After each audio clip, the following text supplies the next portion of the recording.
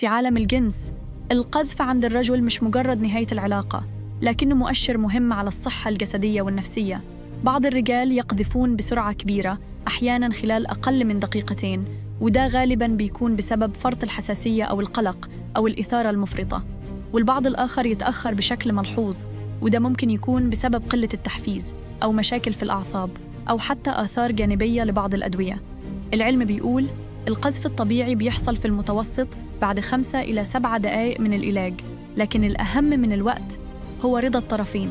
التحكم في القذف مش بس مهارة جسدية، لكنه كمان قدرة ذهنية على تنظيم الإيقاع والاهتمام بردود فعل الشريكة.